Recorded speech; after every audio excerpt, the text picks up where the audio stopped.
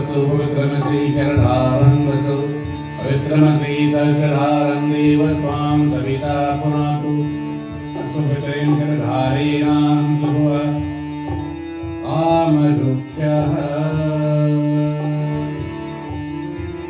अम्बे जय जय Jagdambe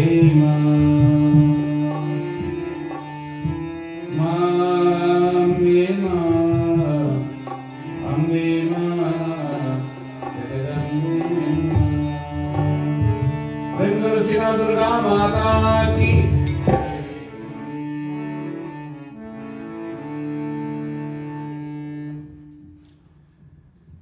Om. Fixing our minds to lotus feet of Ma, we surrender once again to lotus feet. Om Shri Navratri Namah. Shri Jaganamba Mataya Namah. Om Devi Tvam Bhakta Surabhe सर्वकार्यं विधायनि कलौधिकालसिद्ध्यार्थ उपायं ब्रूहि यत्नतः दिव्य उवाच शृणुवां प्रवक्ष्यामि कलौ सर्वेषु साधनं मया त्वयैव स्नेहाप्यम्बासुरि प्रकाशिते ओम श्री दुर्गा सप्तश्लोकी स्तोत्रमन्तस्य नारायण श्रीभाषण्डः श्री महाकाली महालक्ष्मी महासरस्वती देवता श्री दुर्गा प्रत्यर्थ सप्तश्लोकी दुर्गा पाठे विनयोगः ओम ज्ञानिनामपचेतांसि देवी भगवती सा बलाराकृष्य मोहाया महामायां प्रयच्छति दुर्गे स्मृतां हरसि भीतिमशेषजन्तः स्वस्थस्मृतां मतिमतिं शुभां दरासिं दारिद्र्यदुःखभयहारिणिका त्वदन्या सर्वोपकारकरणाय सदारचित्ता सर्वमङ्गलमाङ्गल्ये शिवे सर्वार्थसाधिके शरण्ये त्र्यम्बके गौरी नारायणी नमस्तुते शरणागति नाथ परित्राणं परायणे सर्वस्याख्ये देवी नारायणी नमस्तुते सर्वस्वरूपे सर्वेशे सर्वशक्ति समन्विते भैरवसरायिनो देवी दुर्गे देवी नमस्तुते रोगानशेषान् वाञ्छितुष्टा दुष्टादुकामान् सकलानभीष्टान् कमाश्रितान् पुनराणां समाश्रिताः श्वेतां प्रयान्तीं सर्वापाराप्रशमनं प्रकस्याखिलेश्वरी एवमेवाप्याकारम् अश्रयनाशनम् इति श्री सप्तश्लोकी दुर्गा सम्पूर्णम्।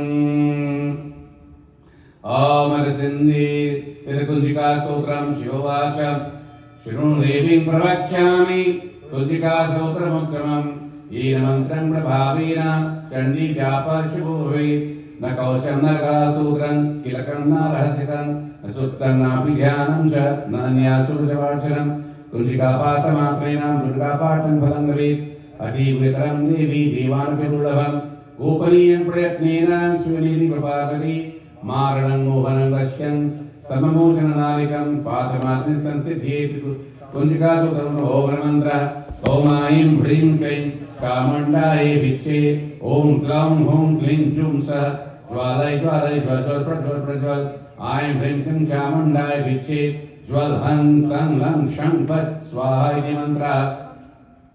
नमस्ते रुद्ररूपिण्ये नमस्ते मधुमर्दनी नमः कैटवहारिण्ये नमस्ते महिषाटनी नमस्ते शुभमन्त्रञ्च निशुम्भासुरघातनी जागटं हि महादेवी जपं सिद्धं पुरुषमे ऐङ्कारि शिष्टरूपाय ह्रीङ्कारि प्रतिपालिका क्लीङ्कारि कामरूपिण्ये बीजरूपे नमस्तुते चामुण्डा चण्डिकाधि च यैकारि वरदायिनी विच्चे चापदा नित्यं नमस्ते मंत्ररूपिणी भां ह्रीं क्लूं दुरिते पत्नी भां ह्रीं क्लूं बाबरीश्वरी क्रां क्लीं क्लूं कालिका देवी शां श्रीं शुं शिवं कुरु हुं हुं हुंकाररूपिण्यै जं जं जं जमवारिणी भां क्लीं क्लूं भद्री भवान्यै नमो नमः अं कं शं तं तं पं यं शं ह्रीं क्लूं ऐं ह्रीं हं शं विजागं जागं श्रोतय श्रोतय नित्यं कुरु कुरु स्वाहा पां क्लीं क्लूं पार्वती पूर्णं कां क्लीं क्लूं केसरीकथा सां सिं सुषप्रीदेव्या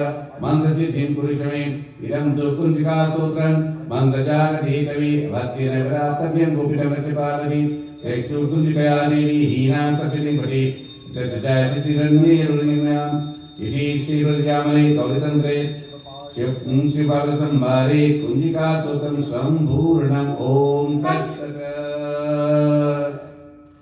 ॐ नृत्यमङ्गलाकाली भद्रकाली कपालिनी दुर्गा क्षमा शिवा धात्री स्वाहा स्वधा नमस्तुते या देवी सर्वभूतेषु शक्तिरूपेण संस्थिता नमस्तस्यै नमस्तस्यै नमस्तस्यै नमो नमः। या देवी सर्वभूतेषु मातृरूपेण संस्थिता नमस्तस्यै नमस्तस्यै नमस्तस्यै नमो नमः।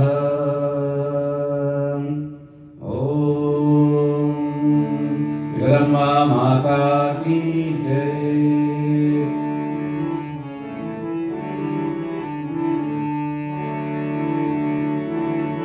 जग के रखवाले करने वाले जगदम्बे मैया जग के रखवाले करने वाले जगदम्बे मैया महिमा तुम्हारी है निराली ओ जगदम्बे मैया महिमा तुम्हारी है निराली ओ जगदम्बे मैया जग के रखवाले करने वाले जगदम्बे मैया जग के रखवाले करने वाले जगदम्बे मैया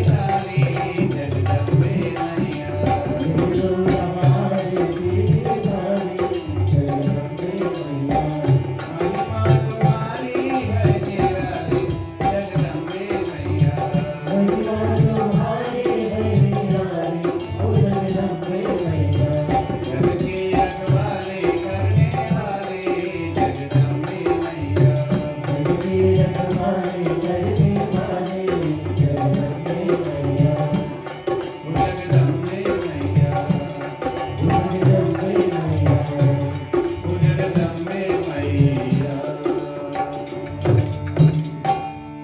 प्रेम करो जगदम्बा माता की वीणाधरे विपुलमङ्गलदानशीले भक्ताटनाशनविरञ्जिहरीश वन्दे कीर्तिप्रदे अखिलमनोरथदे महादे विद्याप्रदायिनी सरस्वती नामे नित्यम् श्वेतपद्मासना देवी श्वेतपुष्पोपशोभिता श्वेताम्बरधरा नित्यं श्वेतगन्धानुलेपनम् ब्रह्मा माता की जय सरस्वती माता की जय My dear brothers and sisters, Jai Mataji. Once again, we are all blessed to be here this evening to celebrate another night of Navratri. Always a blessing from Ma when you find the time, make this effort and sacrifice to be at such location where your names are glorified, our puja is being done, and to simply participate with your presence and receiving darshan of Ma. So these 9 nights are very sacred, auspicious. We're saying this is the beginning of the Hindu New Year. It's a Chaitra Navratri. And our sages have so designed it that the year begins with not 3 days, or 1 day, but with 9 days of continuous prayers to the feet of Mother. So the first 3 nights of Navratri, you focus on the Durga aspect of Ma. The second 3 nights on the Mahalakshmi aspect of Mother. And the last 3 nights on the Mahasaraswati aspect of Ma. And there's a reason for this order, for this sequence. As human beings, we all have one common goal in life. And this is not applicable only to the Hindus, but to every human being on this planet. All of us have come here with the hope that this birth, this lifetime that we're living here, can ultimately escort us or lead us out of the world and secure for us moksha or final liberation. In other words, you want to free yourselves from these endless cycles of birth and death. You want to become one again with the source. This Jiv Atma is craving to reunite with Paramatma, whereby it becomes one, and thus it attains that state of eternal freedom. That's the purpose and the goal of human existence. So we go about seeking this goal in many ways. Many people are oblivious of the goal as well, and we think that is materialism or material enjoyments or the gratification of the senses is simply the be-all and end-all of human existence, which is definitely not the case, as we know. Because the scriptures teach of 4 purusharths, dharma, artha, kama, and moksha. Religious merit, the acquisition of wealth, enjoyments, and of course, ultimate liberation. Liberation is the final goal. So how do you free yourself from bondage? How do you free yourself from these cycles of birth and death? What do you do to actually free yourself? He says, well, there are many ways of doing so, through your puja, through your meditation, and all of this, doing good things, kind deeds, and so on. Well, the gateway to liberation is knowledge, is jnana, knowledge. See, that's spiritual knowledge, knowledge of the self, knowledge that actually helps you to identify who you are. That knowledge becomes the key to unlock the doors of freedom.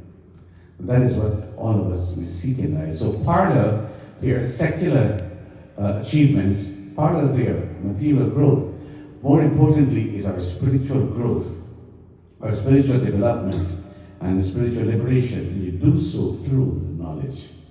So the system is so designed that the first 3 nights Durga Ma is present. So imagine this mind now like a garden. And you want to grow some beautiful flowers in this garden.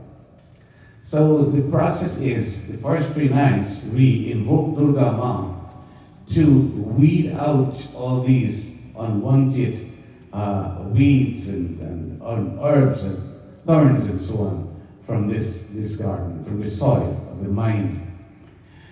So she actually prepares this garden now for the fruits to appear eventually.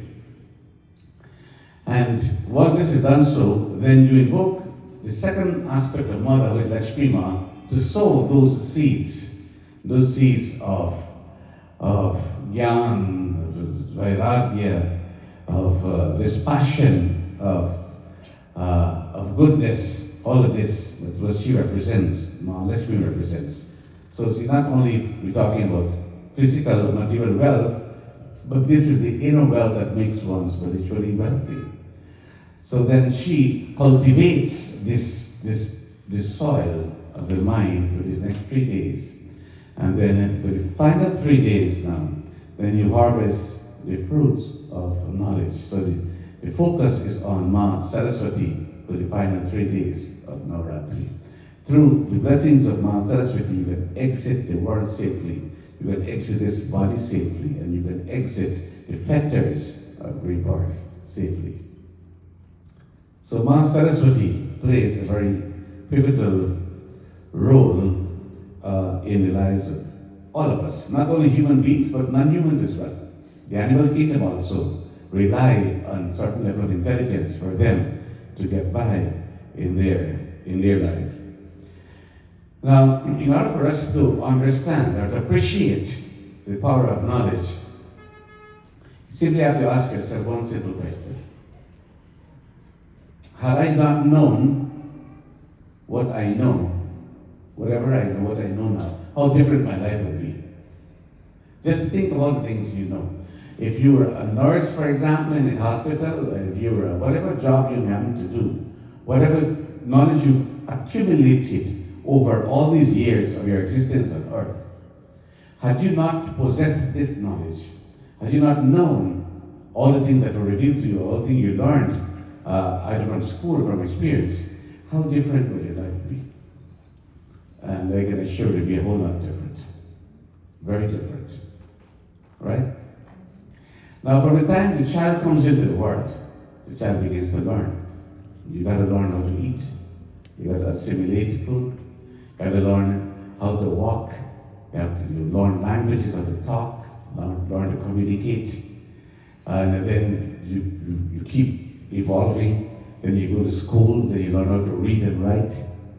And this learning continues year after year until you reach the high level of education, and whatever career you may pursue in life. All of these things, you keep improvising. All of this is possible through the blessings of Ma Saraswati. Now, learning does not stop. Now, you may stop going to school because you graduate from school. You got, let's say, you get a PhD degree or whatever degree you may pursue, and then you get that degree, and then you think, well, you can't. No need to go to school anymore. But that doesn't mean you stop learning.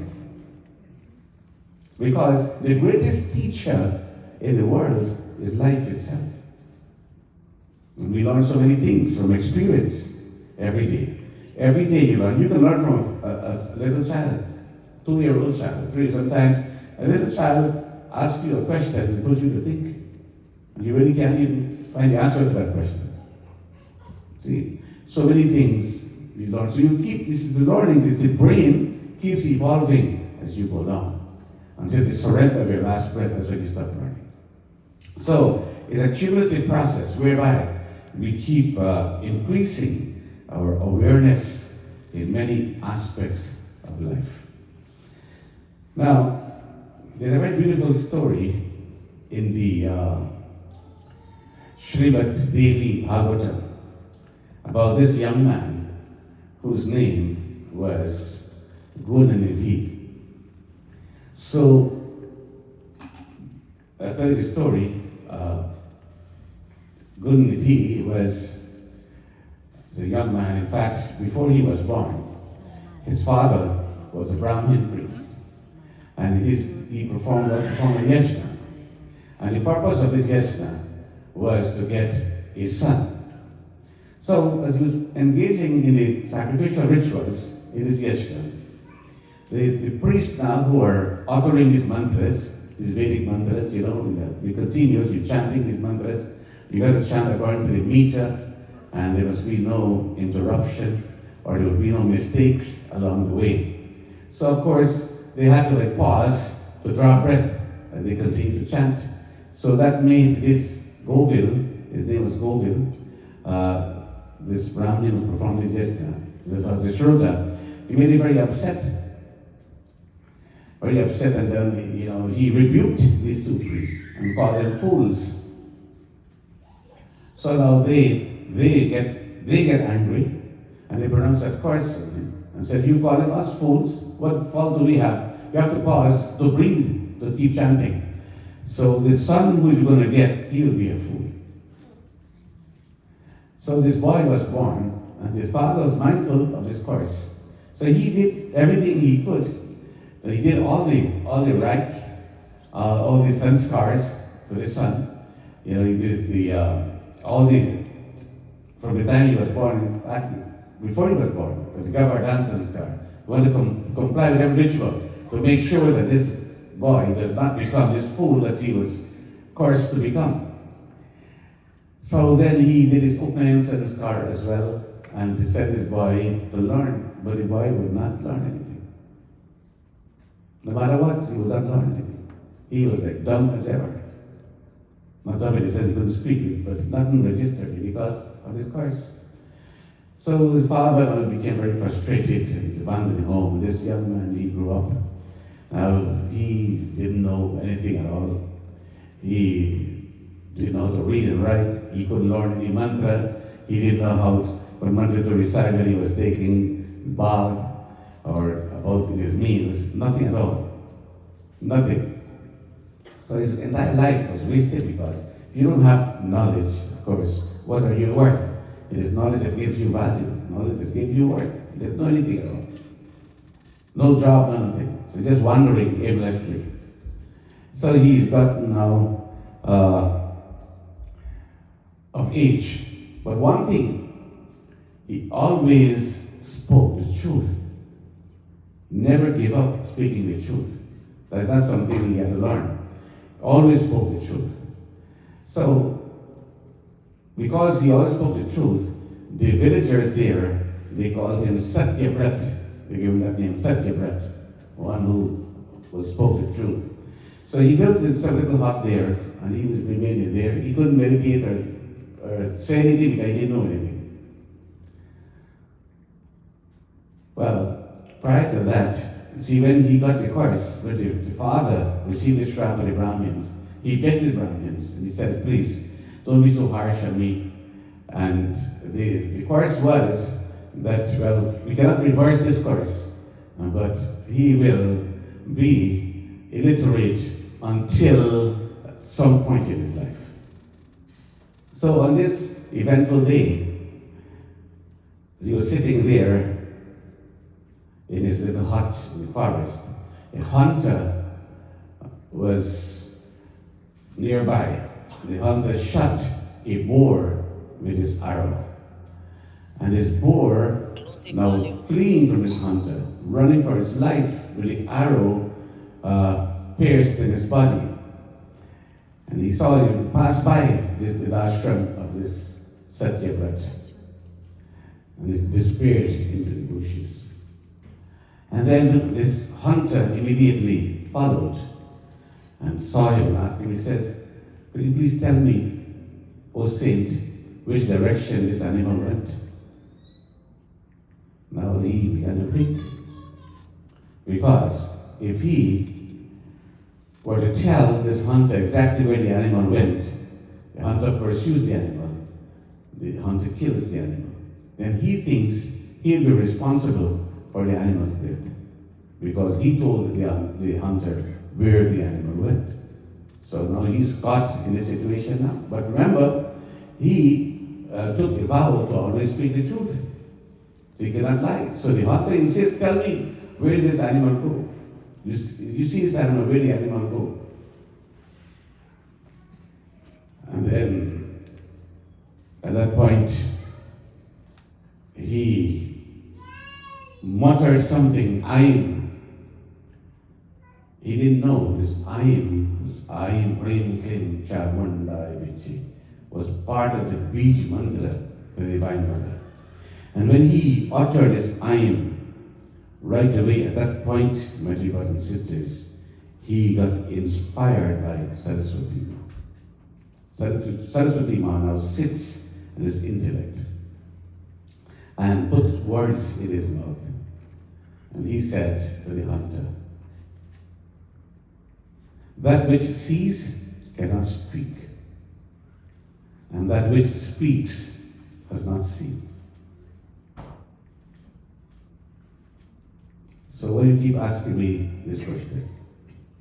Meaning the eyes that have seen where this boat went cannot tell you where it went. And the mouth that speaks, that can tell you, has not seen. So he saves himself from lying to the hunter. Under the frustration he goes, the animal is saved.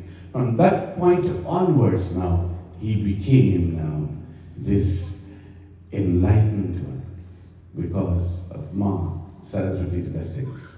The course ended at that point by simply reciting this word Aim, which is part of the Beej mantra. There he got the blessings of Ma Saraswati. Now, in modern times, at the turn of the 19th century, a great saint came from India, and he was the primary disciple of Paramahansa Ramakrishna. And his name was Swami Vivekananda. Vivekananda came to this country. He came to Chicago to the World Parliament of Religions, was invited there to be a guest speaker to represent Hinduism at his conference. Vivekananda, he found himself there on the stage with a whole bunch of intellectuals from different countries, PhDs, and highly qualified men representing their respective faiths. And of course, when they would speak, they were well prepared. And Vivekananda did not have a script. Didn't have any script. He was just to speak just off the cuff. In fact, when his turn came to speak for the first time, he admitted that he got cold feet and he passed his turn to the other speaker. And then it came around again, this time he had to speak. And then when he got up, what he did, silently he invoked Ma Saraswati. He invoked Ma Saraswati. Ma, may you please sit on my tongue, inspire my intellect, my thought process, so that I can speak whatever you command me to speak. And the first thing Ma told him to say was, sisters and brothers of America. That was his opening sentence in the speech. And he hardly finished that sentence when the entire audience, thousands of people who were gathered there, they all got up spontaneously into a tumultuous round of applause that lasted for several minutes. All he said was, sisters and brothers of America. That's all. But they were so inspired by what he said, because no other speaker addressed the audience as sisters and brothers. And for someone to come from the East, all the way from India, and to claim all of them, to address all of them, and to embrace them as sisters and brothers, that spoke volumes. For the first time, they felt, and he didn't say it just for the sake of addressing them, he said it from his heart, because he saw all of them as sisters and brothers. And then he began to speak flawlessly, effortlessly, eloquently. He spoke to the audience. And of course, his words were captured in this memorable speech. It was equivalent to the speech that Dr. Martin Luther King gave when he says, I have a dream. So Vivekananda, he moved the entire audience and he presented to the world a new concept, a new understanding of Vedic philosophy, which still to this day is being revered in centers around the world. And he's such a young age, he was in his 20s, he stood up and he revolutionized the entire understanding of Hinduism around the world. All because of Ma Saraswati's blessings. Because he invoked Ma Saraswati. So, when she blesses a person, a dumb person becomes a poet. Paramahansa Ramakrishna was someone who never went to school. He never saw the doorstep of a school. He never knew what the school building looked like. Ever since he was little, he was indoctrinated as a pujari in the mandir in Kolkata, Calcutta then, the Dakshineshwar temple, where there is a murti of Mahakali. And he became the pujari of this mandir. And all he knew was the worship of Ma. And she's known by many names. One of her names is Shama, also the name of Mahakali. So he grew up now and so in love, enraptured with Ma, this murti of mother. And people thought he was crazy because he used to behave very weird. Very weird he would behave, so enraptured in love with mother. So they thought that the best thing for him, the best solution for him was to get him married. He said marriage is going to solve his problem. And so they got him married to a teenager, young girl, whose name was Sharda, who became known as Sri Sharda, maybe Sharda. And Ramakrishna, he just went with the flow. And when on the day of the wedding, and he looked at Sharda, and he bows to her, and he touches her feet, and says, Ma, referring her to Kali, Ma, you take this form, you've come to me. And from that very moment, he always saw her as a living goddess in his life. So his marriage was never consummated, but that was the relationship. He saw her as mother. Now, Ramakrishna became one of the greatest intellectuals in the world. And you can Google the complete works of Paramahansa Ramakrishna and see all his thoughts are there, and his philosophy, his teachings there in several texts. And he simply looks around at nature, and he draws from nature important lessons, important simple philosophy. PhDs used to sit at his feet to drink from this ocean of knowledge, because he had an inexhaustible source of knowledge.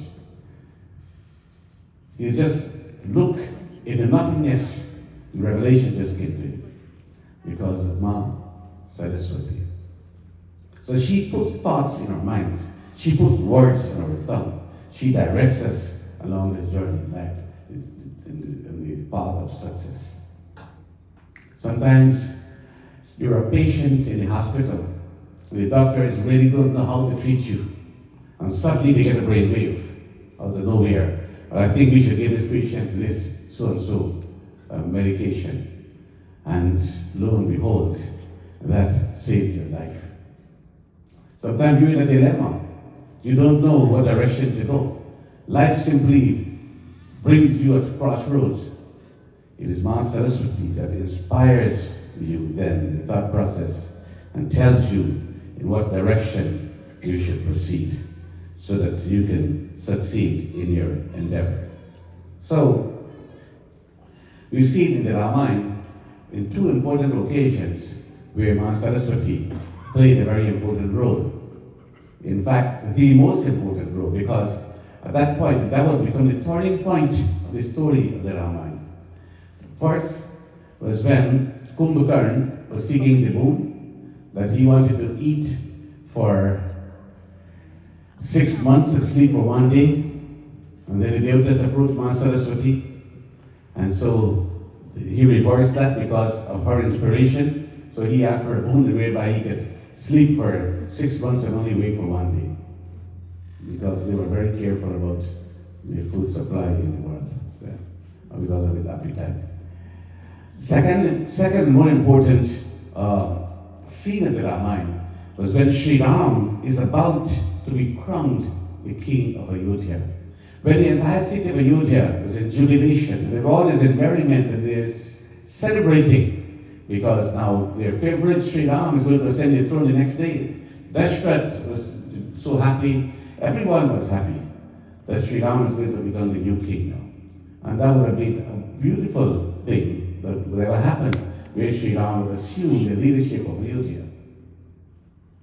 But the Devtas weren't happy. From above, they were seeing what is happening here. And they wanted to change the course of things. They couldn't do it themselves. They didn't have the power to do so. Only one person could do so. One person. That is Ma Saraswati. So what they did, they approached Ma Saraswati and said, Ma, please, you have to do something to stop this coronation of Sri Ram from happening. He will sit on their throne, but not yet. He has that important work to do. He has to destroy these demons in Lanka. He has to give the darshan to all his devotees who are longing for his presence. That's the main reason why he came on earth, not to sit on a throne. So they approached her, and Ma Saraswati understood she knows. And she knew also that the decision she's going to make was going to bring tears to every eye of Ayodhya. So she surveys the entire city, and she pinpoints one person who had no family, who had no lineage, and who was dull-witted also, who wasn't very intelligent. You see, and those are the people who you can manipulate well. And that person was Mantra, who was the handmaid of Kaikeyi. And Mantra, of course, she got inspired now by Ma Saraswati. He planted a thought in her head. Mantra now became a different person altogether. Suddenly she sees celebration and she becomes very jealous. And she approaches Kaikeyi and she begins to put in Kaikeyi's ears now, this gossip and all. We know the story, that why should Ram be the king? Why not your son Bharat? Kaikeyi at first was very adamant because she loved Ram like her own son.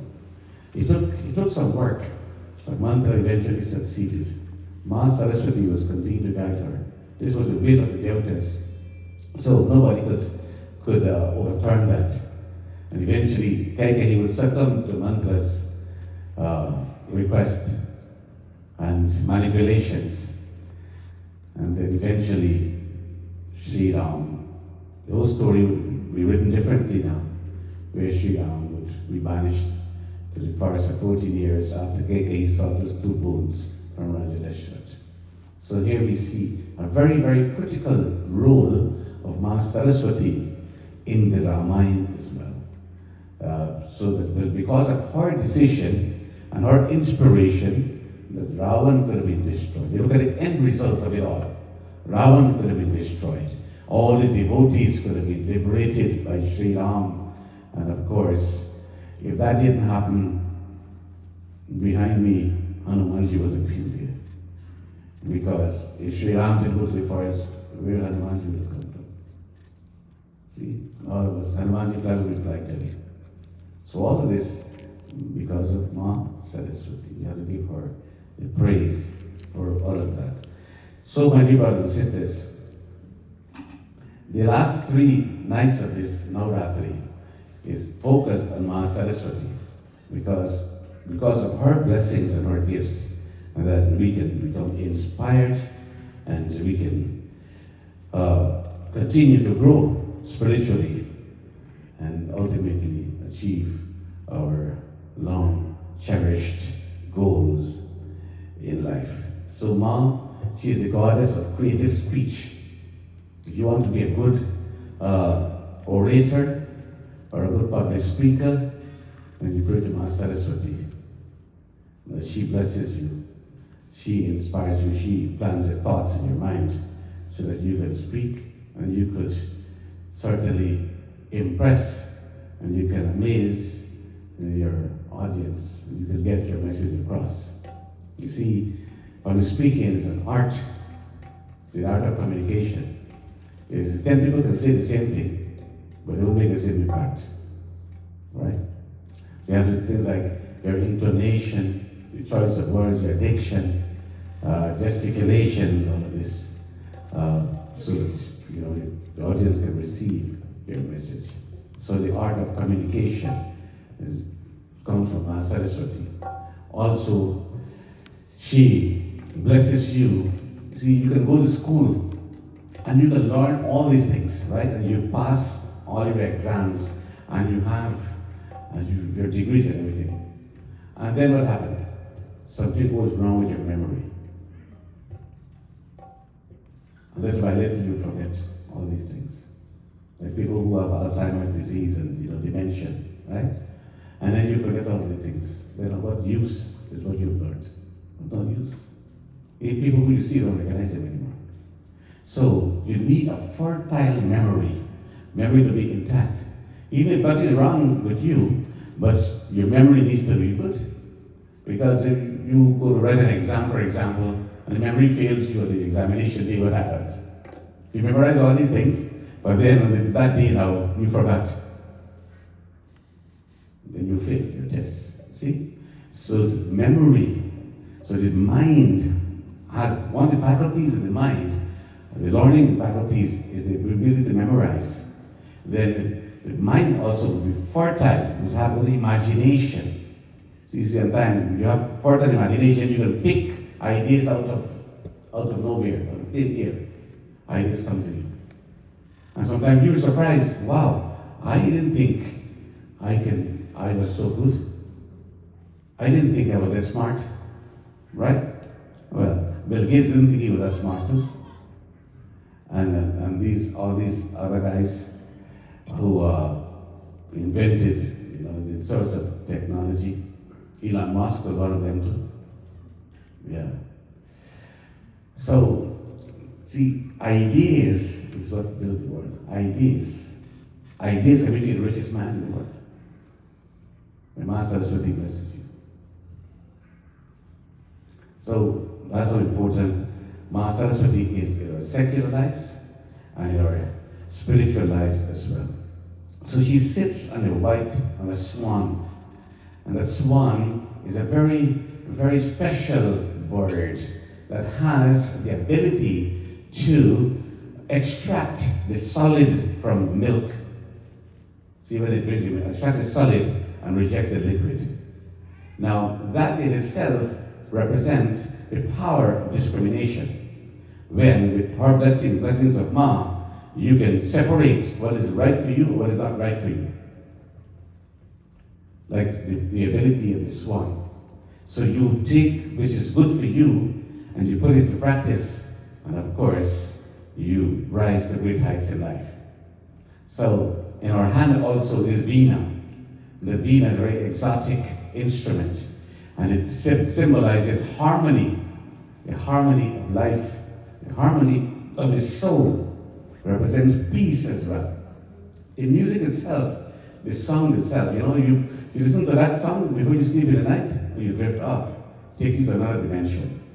See, it calms the mind, it calms the nerves. The song is about Veena.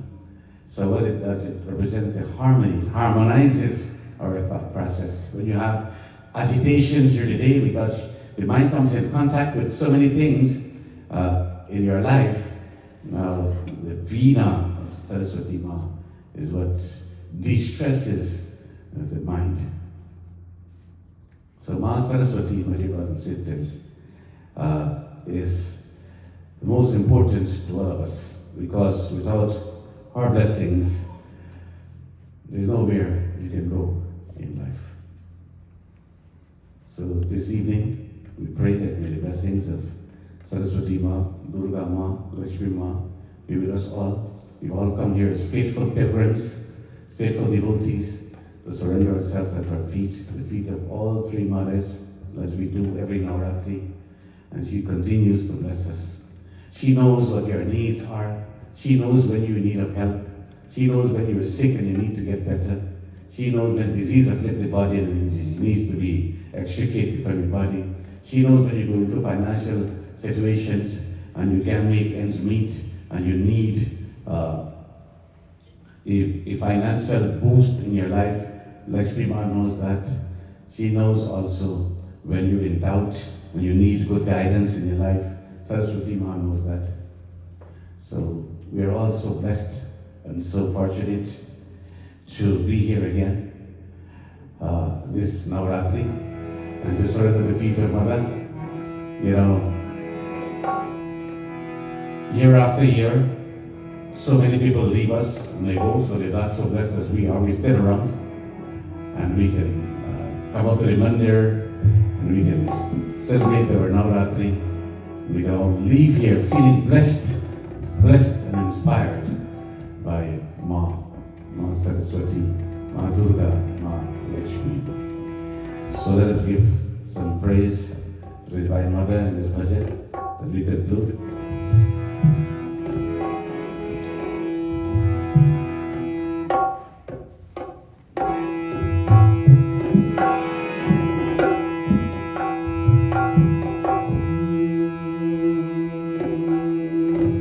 The bhajan says that, O Ma, we welcome here to your mandir. Men, women, children, all of us have come, and we've come here with one common desire at heart, and that is to glorify you.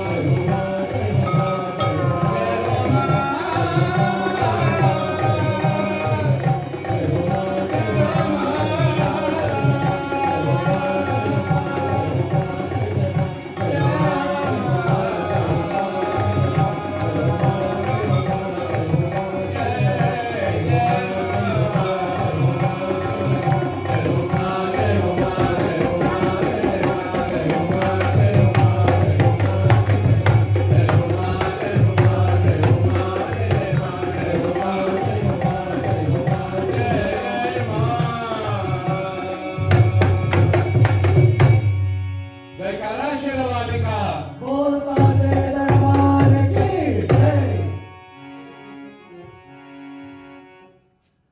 So tomorrow night will be the final night. We shall conclude Sunday morning.